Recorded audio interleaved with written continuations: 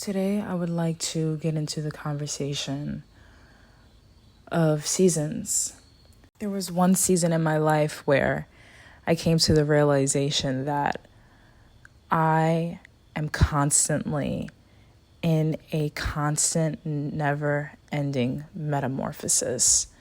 And even though it gets uncomfortable sometimes, and it gets sad, and it gets lonely, and it gets stressful, and it gets overwhelming, and then you blossom again, and then it's like that process. There's stillness, and I think that's the most uncomfortable part, right? The beginning of that, until you figure out exactly what it is.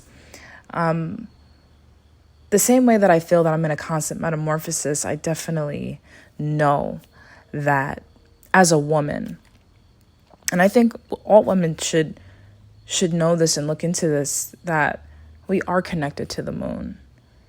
And we're connected to the moon as women. We're connected to the moon as an ecosystem.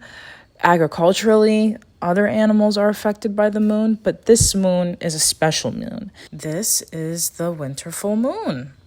It marks the beginning of a new season. Did you know that?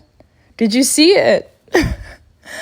This season is the close of that growing year and the opening to that still time where it's like, oh, we can't plant anything. And I've seen people planting things, in their gardens, and they're like, a fall garden, right?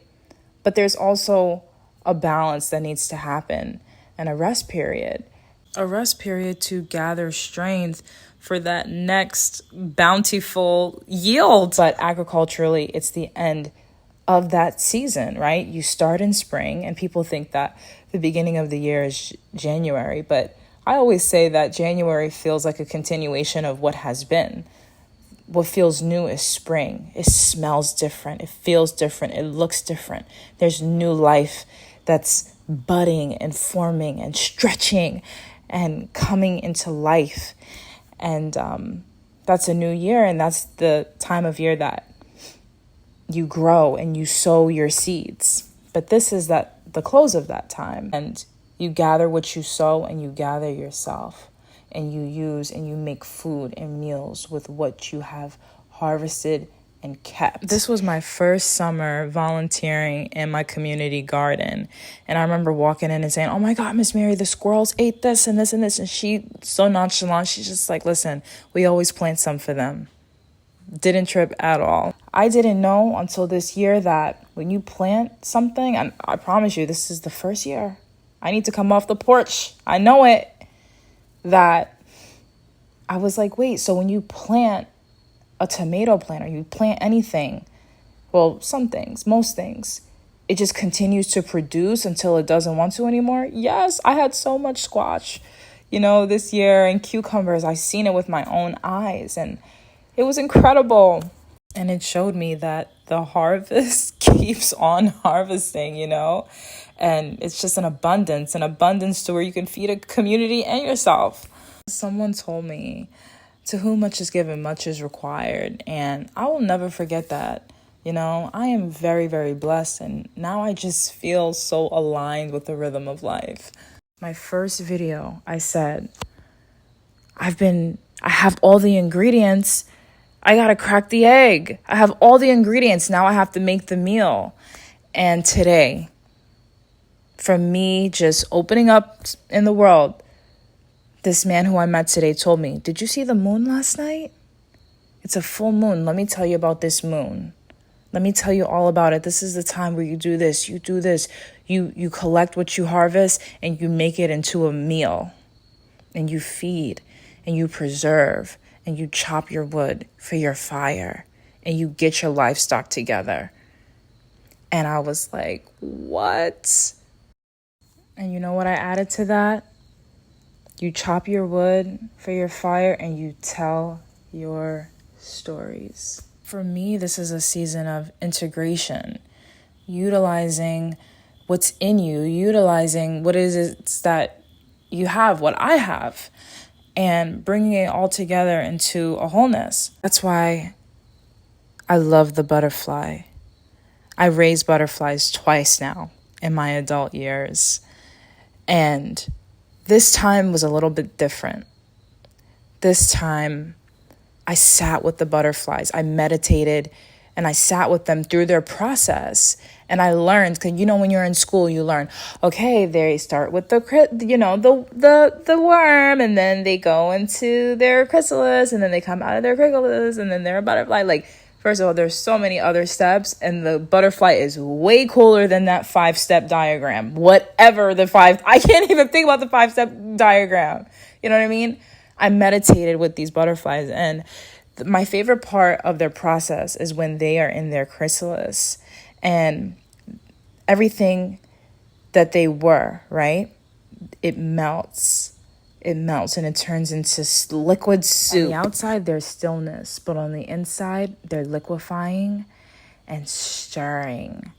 And what's stirring up in there is what has been in there the whole entire time in those imaginal discs. Look it up.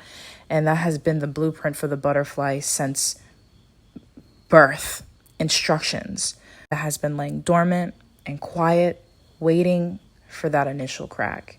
And that is why I love the butterfly, the whole process, what we cannot see. And it's like, if you didn't know, you could never imagine. And I think that's important for kids to know, that 5-step diagram is just not even, hitting the cusp. So I hope that you can look into that. But as I go through the envelopes of other animals and other insects and flowers, you name it, I see a pattern of stillness from the outside. But in the inside, there's so much that's going on, and it's like an instinctual preparation that I feel is happening, and not that I feel, that is actually happening. And when I step out of, that's what grounds me, stepping out of being like a human and that human experience and seeing what other forms of life are like. The bees have served and understood their purpose since before the dinosaurs, okay? They understand what season is for what. They harvest, they collect, they create new life for a purpose, and it's beautiful. Same with the tulip. The tulip is fantastic. At first I was like, these are really big seeds, but they're not seeds. It's a bulb, and this bulb contains every single possible thing that this tulip could possibly need. I have on this glove because when I was purchasing these bulbs, I was in the store and I started itching out of nowhere. And I asked ChatGPT, like, okay, I just handled these things. I don't understand why I'm so itchy everywhere. And they were like, oh, you have tulip fingers. And I'm like, what? So they definitely will make you itchy, but it's just their way of pretty much like protecting and defending themselves so that like other animals, while they're in the ground, don't try to dig them up and eat them. Speaking of when they go in the ground, you plant these in the fall. Another thing I was very surprised about. You plant tulips in the fall. They go through this process called vernalization. Vernalization is Latin for vernus, and it means of spring. But during its time under the ground in the winter, it's anchoring itself in the ground. It's creating root systems for itself. It's building strength. And what vernalization does is says, listen, the winter is over, because the cold is what activates this process, right? But at the end of that, the vernalization tells the bulb, listen, it's warm now. You can rise. So when spring comes, it's not starting to grow and create itself. It's just ready to bloom. My mom told me the one thing about tulips, though, they come and they go very quickly. So when the tulips say, listen, we're ready, the bees are like, so are we, in numbers.